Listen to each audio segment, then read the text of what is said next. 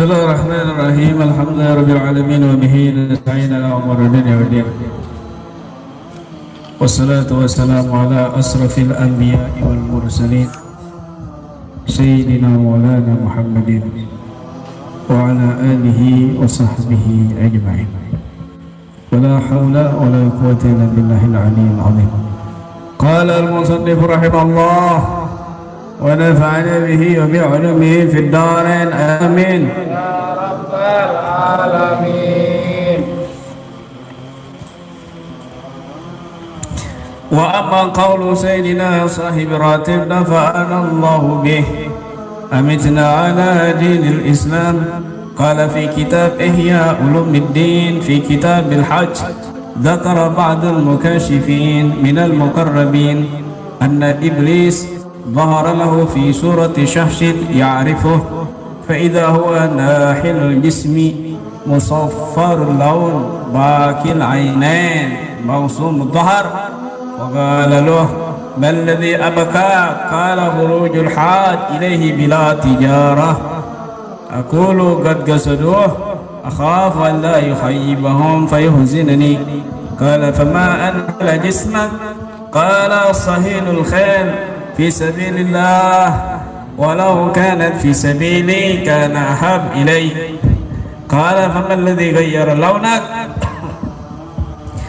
تعاون الجماعة على الطاعة ولو تعاونوا على المعصية كان أحب إلي. قال وما الذي قسم ظهرك؟ قال قول العبد أسألك حسن الخاتمة. أقول يا وليتي يا ويلتي متى يعجب هذا بعمله أخاف أن يكون قد فطن. فهذا الأثر المذكور عن هذا العارف مجاجب يؤكد ويرغب في كثرة سؤال عن حسن الخاتمة فينبغي للمريد أن يكثر من ذلك ختم لنا ولوالدينا وأولادنا وأحباب المسلمين بالحسنى آمين.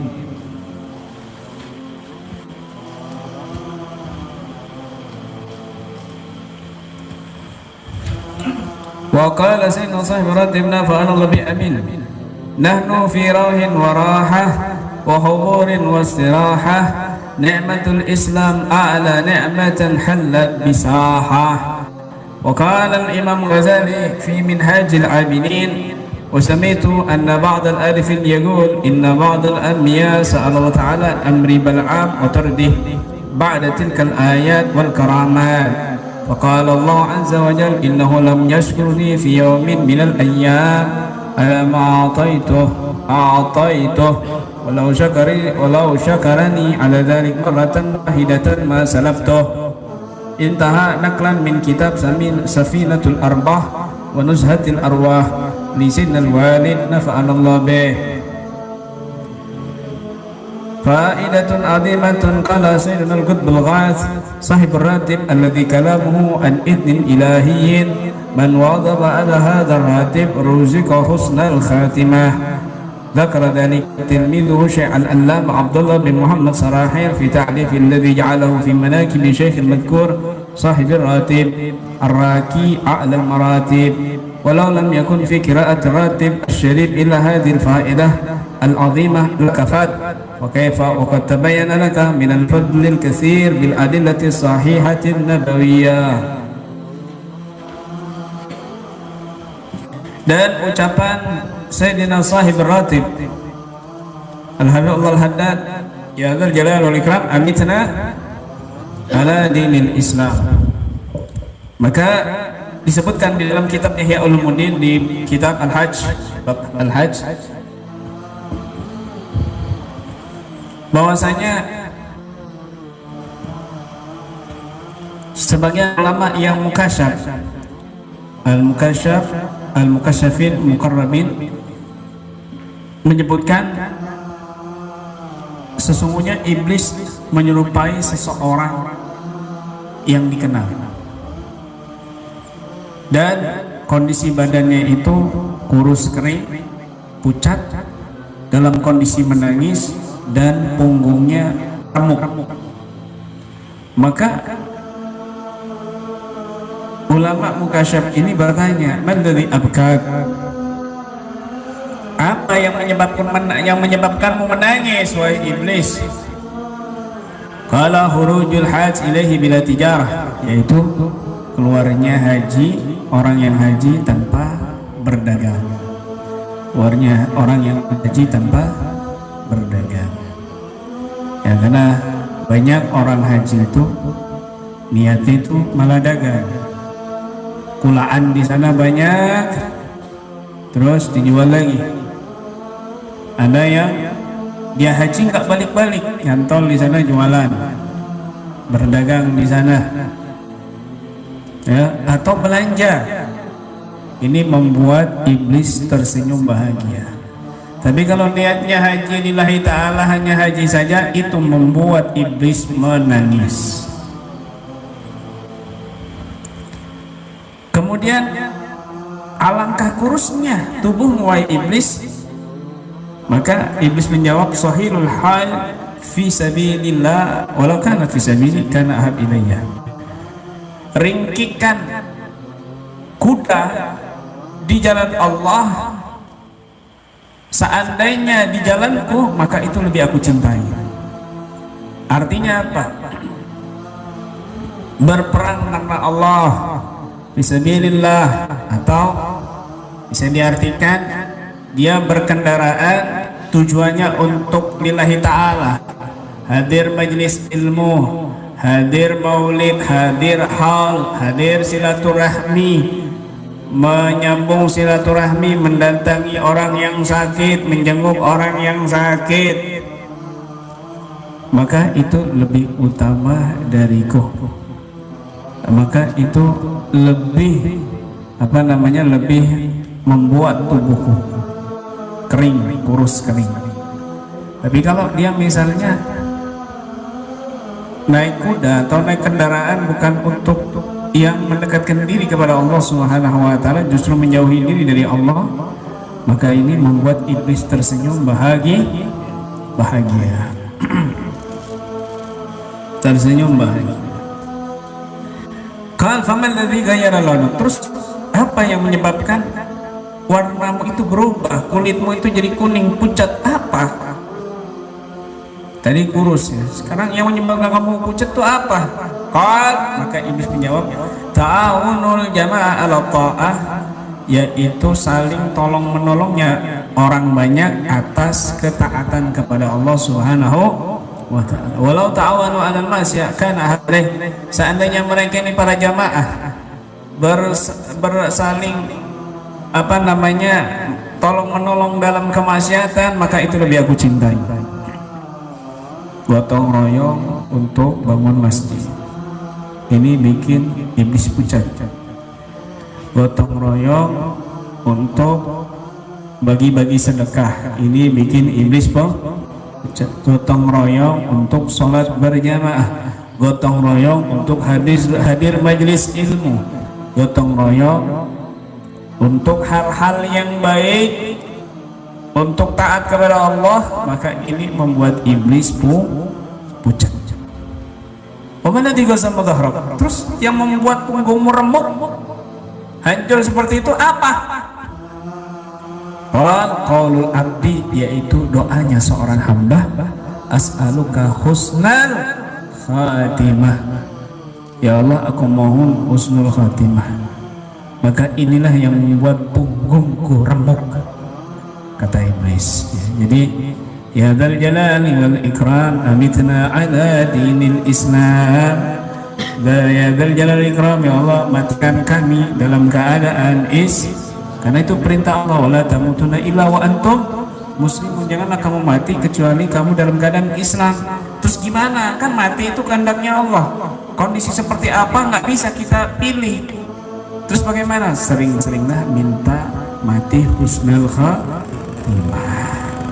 Dan zikir ini ya, ini membuat, ini sama saja wafatkan dalam keadaan Islam, sama saja kita meminta mati dalam keadaan husnul khatimah. Husnul khatimah itu artinya pungkasan yang baik, kebalikannya adalah su'ul khatimah, pungkasan yang buruk, pungkasan hidup.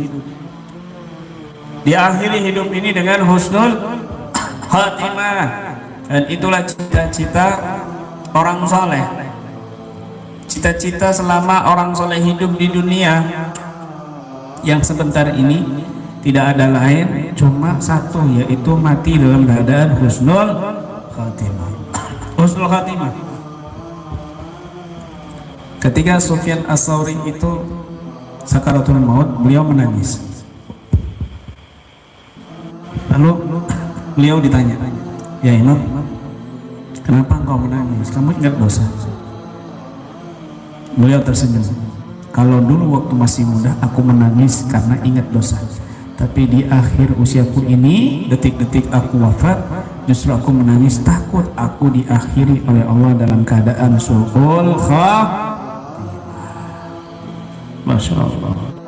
Itu yang paling ditakuti. Karena orang sukses bahagia itu bukan dilihat hartanya, materinya, bukan dilihat jabatannya tinggi, S1, S2, S3, ya. Oh, pokoknya semua S diambil semuanya. Ya, 20 S teler, ya, 20 gembira, S campur, ambil semua S. Ya, sampai kamu jadi es batu, ya, sampai kamu jadi es batu. Ambil sudah tingkat tinggimu, tapi dalam kuburan esnya dicantumin nggak?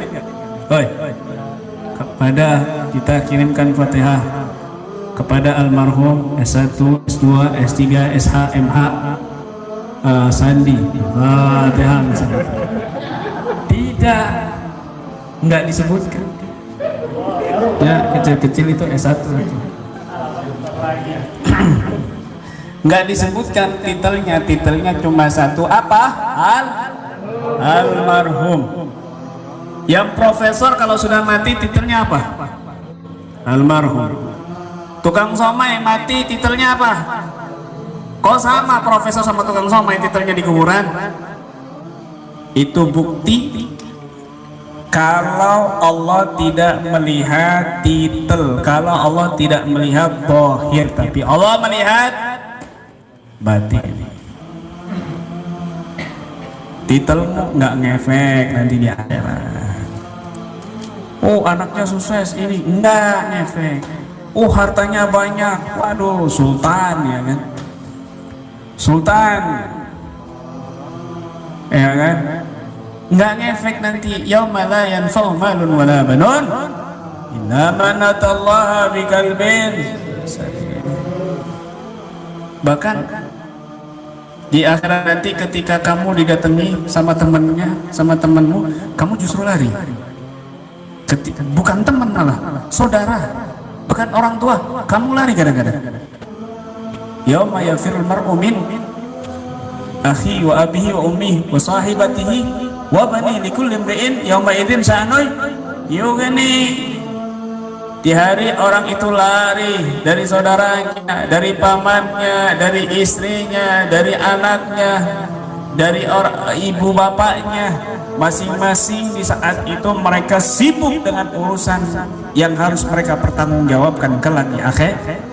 Ya Allah, itu kalau orang-orang yang tidak mendapatkan karamah dari Allah Subhanahu wa taala di akhirat, naudzubillah min.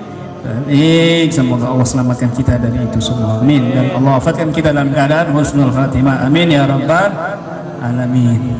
Makanya ini penting sekali. Ya dzal jalal wal ikram, amin. Senada di nisab ini juga kita minta husnul khatimah.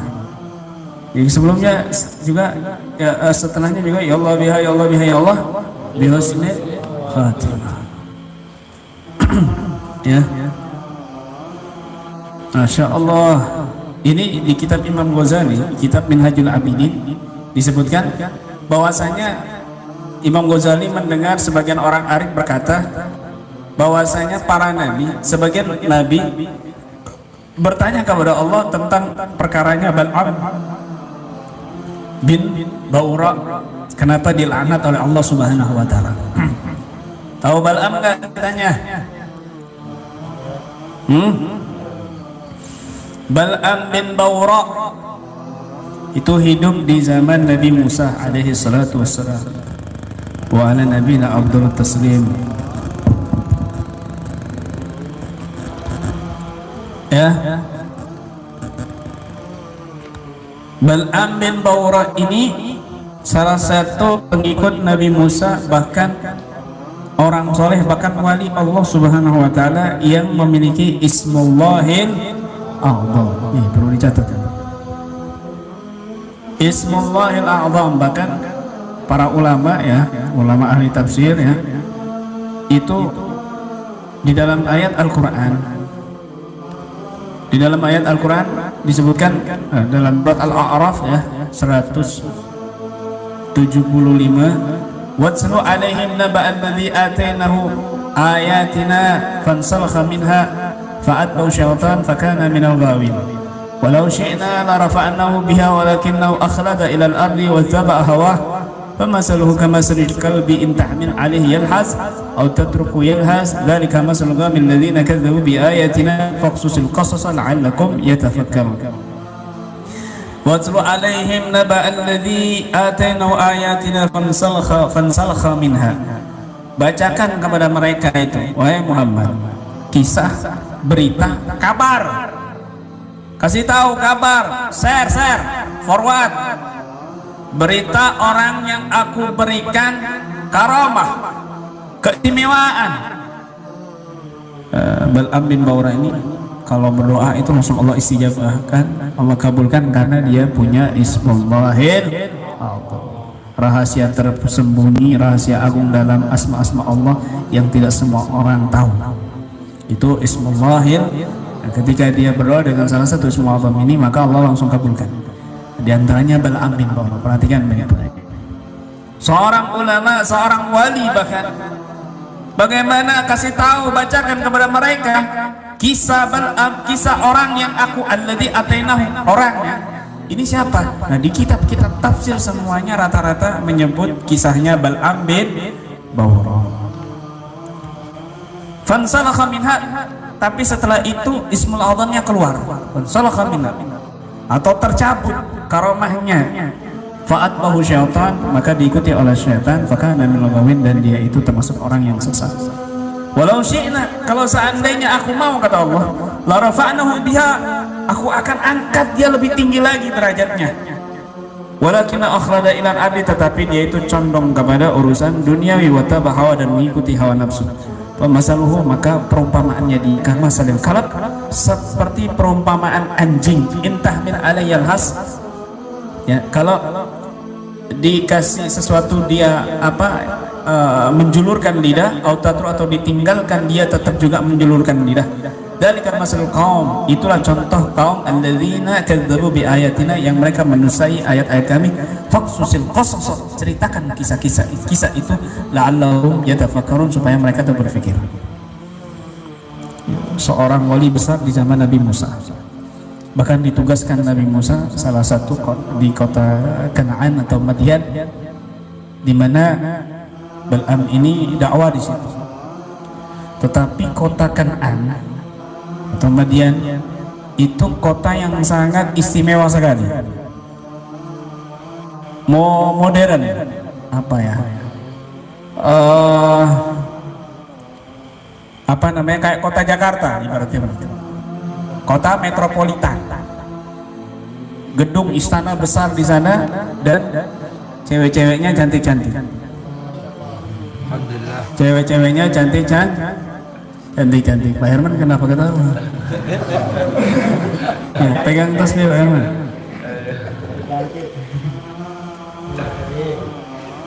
Ceweknya cantik kan? Dengarkan baik-baik, ini cerita, ini pelajaran ya. Ini Nabi Muhammad disuruh ceritakan oleh Allah Subhanahu wa Ta'ala. Berarti ini kisah yang luar biasa, di mana seorang wali bisa dilaknat oleh Allah. Nah, sebagian Nabi bertanya kepada Allah, kenapa kok Bal'am bisa sampai dia diusir oleh Allah, sampai dia dilaknat oleh Allah? Padahal itu karamahnya luar biasa, itu wali luar biasa, hidupin orang bisa. Di zamannya Nabi Musa, dekat sama Nabi Musa. Apa jawabnya? Di kitab Minhajul Abidin, faqala Allah azza wa jalla, maka Allah Subhanahu wa ta'ala berfirman, innahu lam yashkuruni fi yawmin minal ayyam ala ma a'taitu sesungguhnya dia ini tidak bersyukur kepadaku di satu hari daripada hari-hari di mana aku berikan anugerah kepadanya. Walau syakarani ala dzalik marratan wahidatan, seandainya dia mau bersyukur berterima kasih kepadaku sekali saja, masalabtu, aku tidak akan cabut keistimewaan yang aku berikan kepadanya. Ya Allah, ternyata Am bin Bawrah itu dia itu tidak bersyukur meskipun sekali. Tidak bersyukur, dikasih karamah yang luar biasa tapi nggak bersyukur. Di kitab-kitab tafsir itu banyak sekali kisahnya ya. Am bin Bawrah itu ketika di kota Kanaan itu, Bal'am ini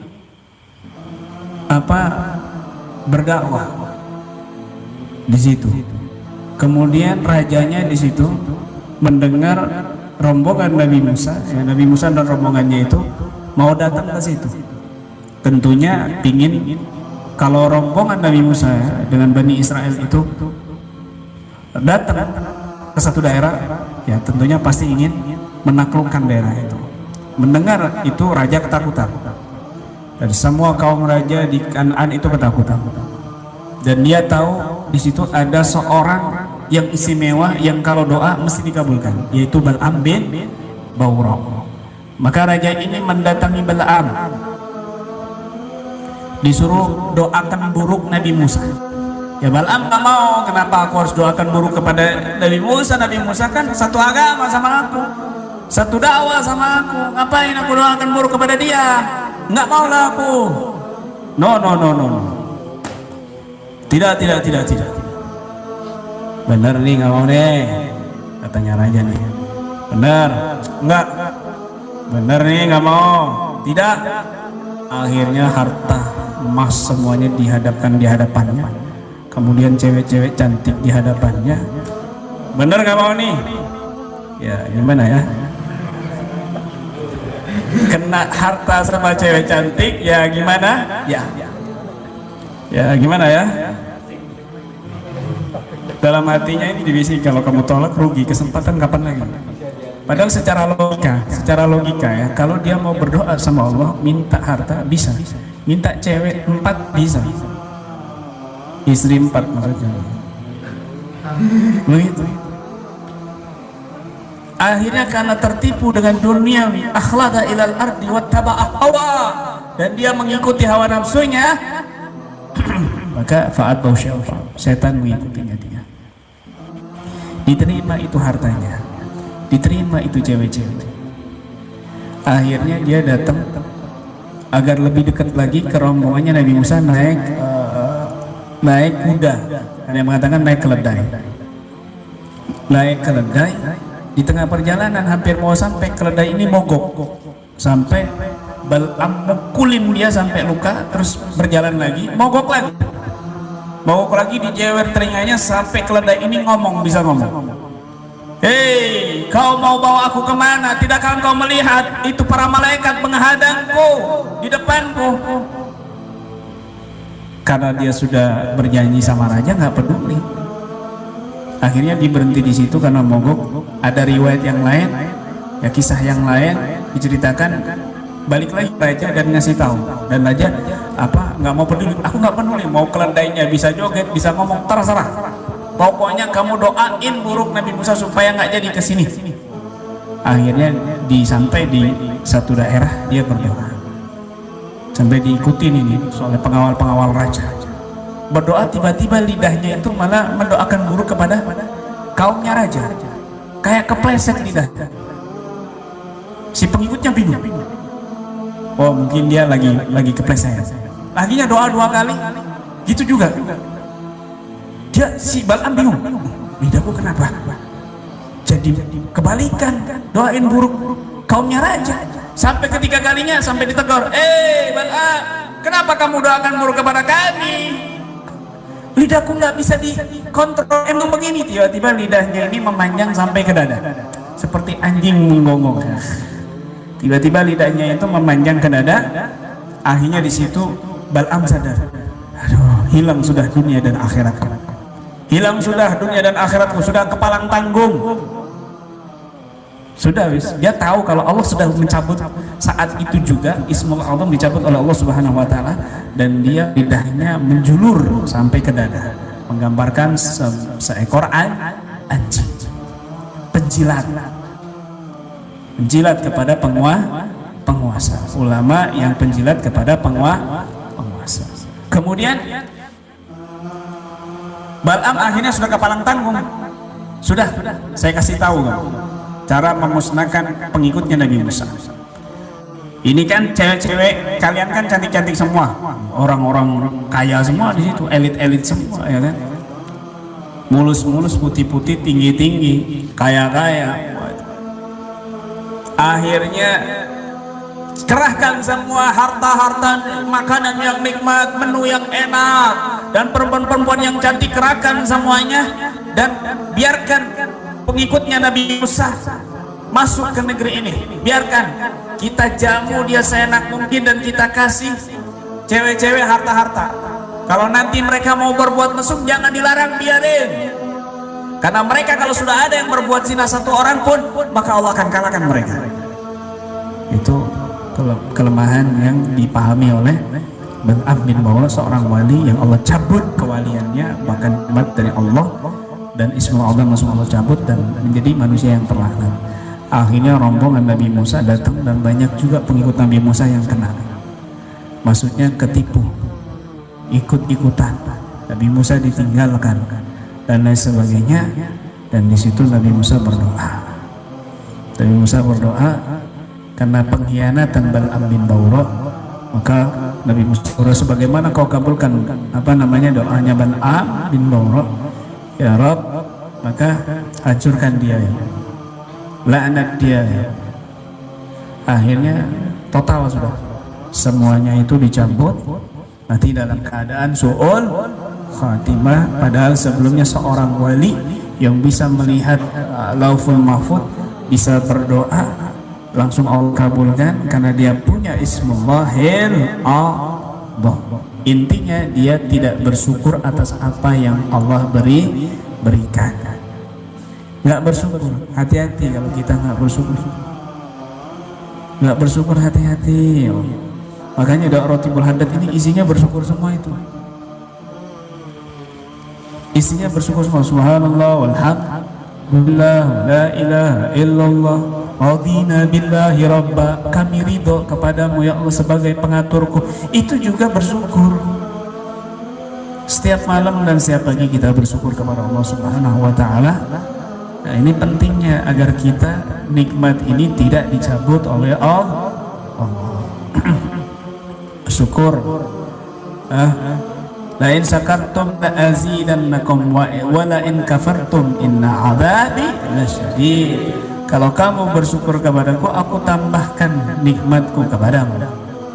Ya, kamu punya harta seadanya, bersyukur, Allah kasih barokahnya nanti. Ya, kamu sehat, bersyukur, Allah tambah kekuatan imun kamu. Maka banyakin bersyukur agar Allah kuatkan imun kita dan kita terhindar dari segala macam virus. Kamu punya istri satu, bersyukur supaya Allah tambahkan keharmonisannya, kesakinahnya, mawaddah warahmah. Pikirannya ente ini kemana ya Rob, tambah istri. Ente nggak punya istri mau nambah istri, mikir begitu loh ya. Ican udah girang ya.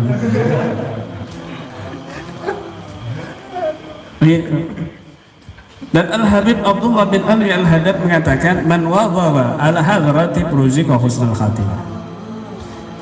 Beliau ini berucap itu an idzin ilahiyyin, dari izin Allah. Dan siapa yang mengistiqamahkan ratib ini, yaitu ratibul haddad, ruziqa husnul khatimah, maka Allah akan anugerahi wafat dalam keadaan husnul khatimah. Amin ya rabbal alamin. Ini pentingnya ya Allah. Seandainya kata beliau, ya, kata Muhammad Abdullah bin Syekh Abdullah bin Muhammad Sarahil, ketika beliau menulis manakib Al-Habibullah Al-Haddad dalam kitab beliau mengatakan kalau seandainya di dalam membaca Ratib Al-Haddad ini nggak ada faedah yang agung, nggak ada faedah selain faedah yang agung ini, yaitu Allah anugerahi wafat dalam keadaan husnul khatimah, la kafat, sudah cukup dari semua faedah-faedah yang ada. Itu cukup satu aja, wafat dalam keadaan husnul khatimah, itu sudah sangat luar biasa, sangat besar. Ya Allah, sangat besar. Maka beruntung bagi orang yang Allah takdirkan dia bisa membaca Ratib Haddad dan dia bisa istiqamah membaca Ratibul Haddad. Itu satu anugerah yang luar biasa yang patut kita bersyukur kepada Allah Subhanahu wa ta'ala. Amin ya rabbal alamin. Semoga kita juga dihindari dari sifat penjilat kepada penguasa, ya, sifat penjilat kepada siapapun manusianya karena harta dunia dan lain sebagainya, dan mudah-mudahan kita Allah jaga dari keburukan apapun dan Allah wafatkan kita dalam keadaan husnul khatimah. Amin ya rabbal alamin. Wallahu a'lam bishawab.